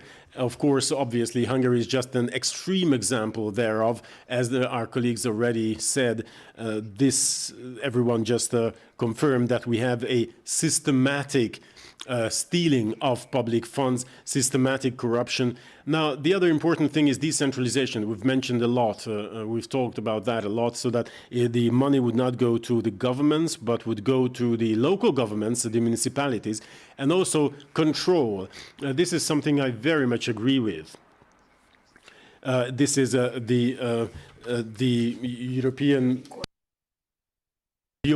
Court of Audit Office and also European Court of Auditors, and also joining the European Public Prosecutors prosecution, which is obviously legally very difficult, but political will could force the countries to do so. And there is another thing here. It's important to talk about and discuss these mechanisms, but we are just going around the point, and I don't envy the interpreter right now for this term. So we are just trying to go around the hot potato, because a lot of the previous speakers have mentioned already that so far there's been no political will. And I think there is you can come up with the most perfect mechanism, but it's not going to work without political will, political commitment. So you need, of course, improved legal mechanisms. This is something we've already covered. But unless there is political commitment and political will, and primarily we have to mention Germany, so without such a political commitment and will, and again, this is the white elephant in the room.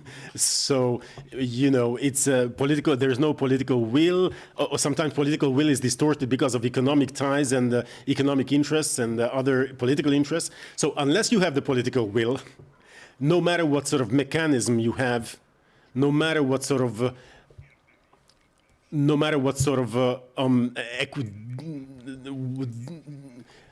legal tool you have, nothing is going to change. I hope that we've come to a point which is a game changer, and I really hope that this political will, this political commitment is going to be there, and that sooner or later there is going to be a compromise, and then there is at least a chance for a rule of law mechanism to start out in a direction as a result of which the governments would be faced with the fact that there is a consequence if they infringe the laws and values. I came already, I feel like maybe I let Laszlo already speak again, so maybe we conclude, since we are already over with Timea. Do we have actually some reasons for optimism? Because we were a little bit bleak in this last. You're asking Laszlo or you're asking the others? Well,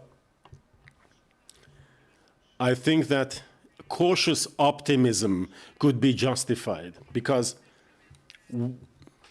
Hungary and Poland have gone very far. They have gone too far in this sort of stance or the standoff, and unless the EU keeps going forward, that would be a bad message, not only to Hungary and Poland, but also to the entire European Union, that you don't have to be, you don't have to abide by the laws and the rules. You don't have to respect the laws and the rules. This is why I have a cautious optimism. So as long as Hungary is just serving the interests of German capital and risk capital and investment, and as long as there are political considerations affecting the decisions, then it is not the values that are going to prevail, but interests. But I think we have to come to a solution. Obviously, there is going to be compromise on both sides, but the only thing I hope is that it's not only the EU that is going to withdraw and going to make compromises, but also Hungary and Poland as well. Thank you. Thank you so much. I actually wanted to have, using my position now, I wanted to have one follow-up and ask what if you have a position actually on this idea of keeping Hungary and Poland out of a sort of ad hoc recovery fund.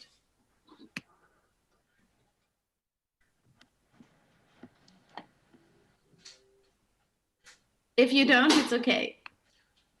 You mean everyone?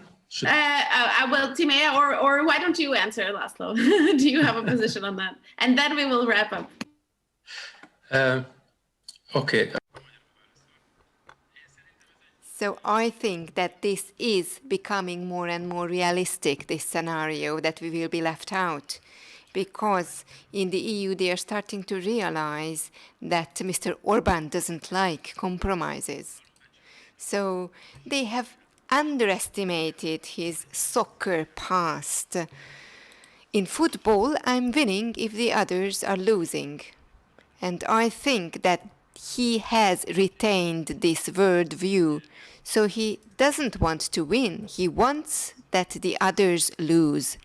So compromise is not a value for him. And a lot of people think that he's going to stop blackmailing the EU, he is going to stop acting as if he was a huge someone, and he wants to find common solutions. He's not interested in common solutions. So there's going to be a bigger break than we imagine now. And it is likely that it is going to be bigger than what he imagines. Maybe it's somehow telling the future, but we have to get prepared to that, I think. Actually stay here for hours to discuss, but thank you very much to all the panelists. Thank you to the European Greens for organizing this. I hope everybody enjoyed this discussion, and I hope we will be able to convene for many more. Thank you, and have a good evening. Thank you. Bye. Thank you very much, Valerie. Thank you very much.